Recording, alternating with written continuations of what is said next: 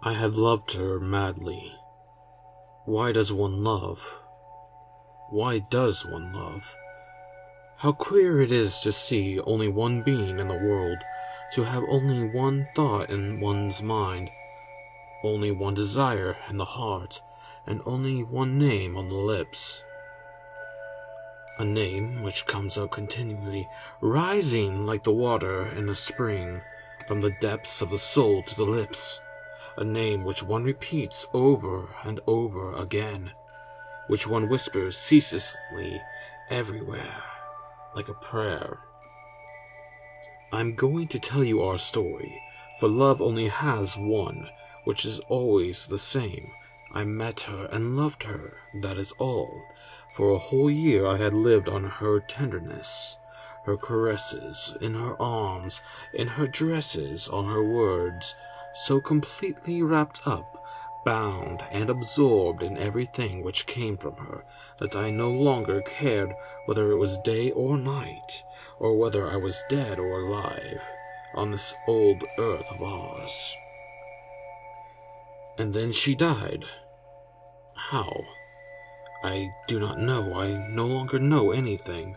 But one evening she came home wet, for it was raining heavily, and the next day she coughed. And she coughed for about a week, and took to her bed. What happened I do not remember now, but doctors came, wrote, and went away. Medicines were brought, and some women made her drink them. Her hands were hot, her forehead was burning, and her eyes bright and sad. When I spoke to her, she answered me, but I do not remember what she said. I have forgotten everything. Everything! She died, and I very well remember her slight, feeble sigh. The nurses said, "Ah!" and I understood. I understood. I knew nothing more. Nothing. I saw a priest who said, "Your mistress," and it seemed to me as if he were insulting her, as if she was dead. Nobody had the right to say that any longer, and I turned him out. Another came who was very kind and tender, and I shed tears when he spoke to me about her. They consulted me about the funeral, but I do not remember anything that they said, though I recollect the coffin and the sound of the hammer when they nailed her down in it. Oh, God.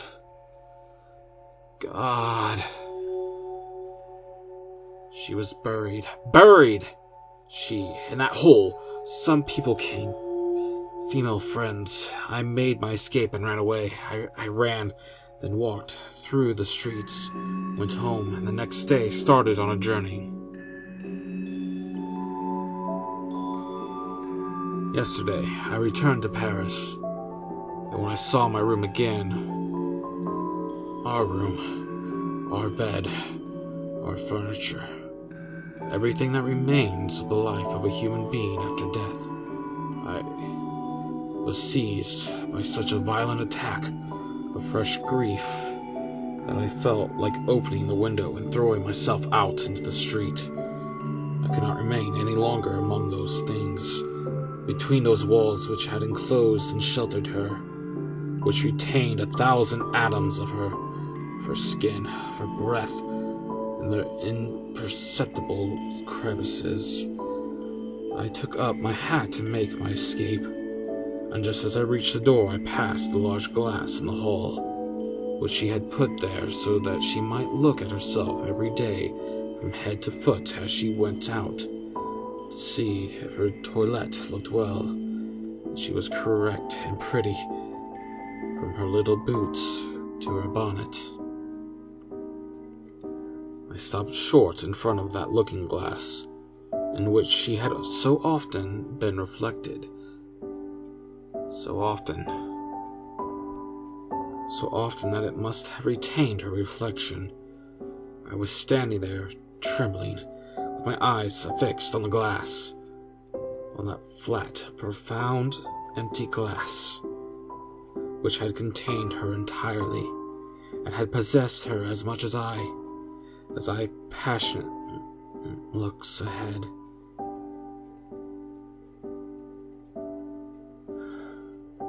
I felt as if I had loved that glass. I touched it. It was cold. Oh, the recollection.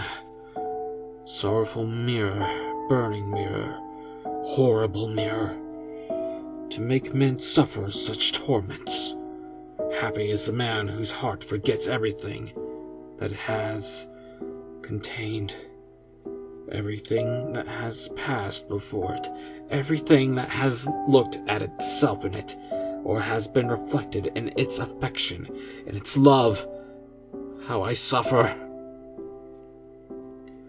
I went out without knowing it, without wishing it, and toward the cemetery. I found her simple grave, a white marble cross with these few words: she loved, was loved, and died.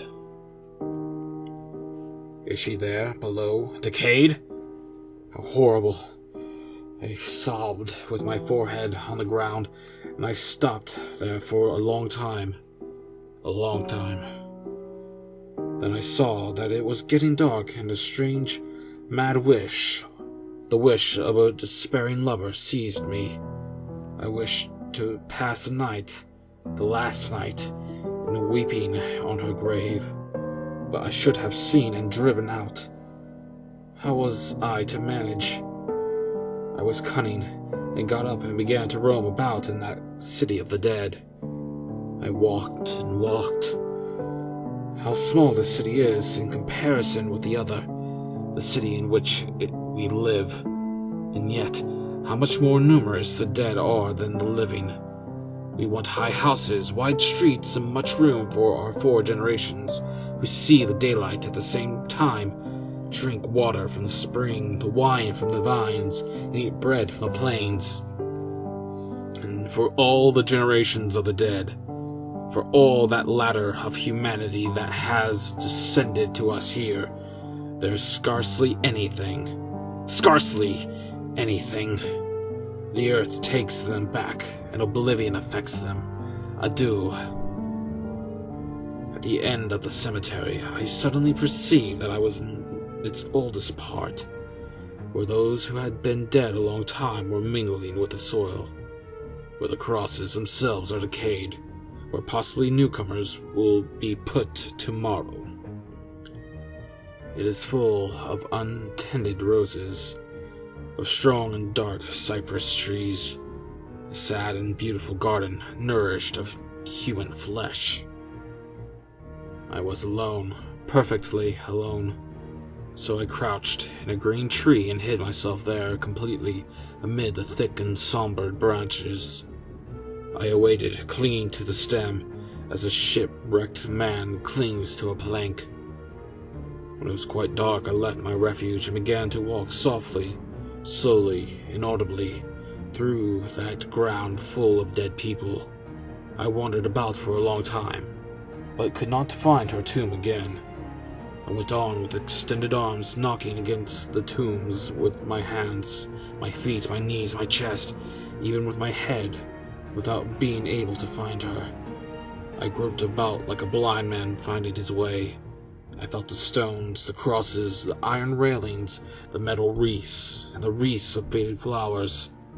I read the names with my fingers by passing them over the letters. What a night! What a night! I could not find her again! There was no moon. What a night! I was frightened, horribly frightened, in these narrow paths between 2 rows of graves. Graves! Nothing but graves. On my right, on my left, in front of me, around me. Everywhere there were graves. I sat down on one of them, for I could not walk any longer. My knees were so weak. I could hear my heartbeat, and I heard something else as well. What? A confused, nameless noise. It was the noise in my head in the impenetrable night. or beneath the mysterious earth, the earth sown with human corpses. I looked around me, but I cannot say how long I remained there. I was paralyzed with terror, cold with fright, ready to shout out, ready to die. Suddenly, it seemed to me that the slab of marble on which I was sitting was moving. Certainly it was moving, as if I was being raised. With a bound, I sprang up the neighboring tomb, and I distinctly saw the stone which I had just quitted rise upright. Then the dead person appeared, a naked skeleton, pushing the stone back with its bent back. I saw it quite clearly, although the night was so dark. On the cross I could read, "Here lies Jacob Overland, who died at the age of 51. He loved his family, was kind and honorable, and died in the grace of the Lord." The dead man also read what was inscribed on his tombstone. Then he picked up a stone off the path, a little pointed stone, and began to scrape the letters carefully. He slowly effaced them, and with the hollows of his eyes he looked at the places where they had been engraved.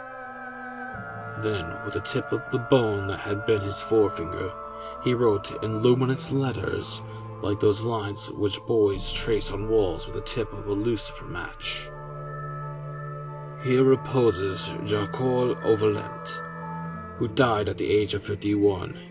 He hastened his father's death by his unkindness, as he wished to inherit his fortune.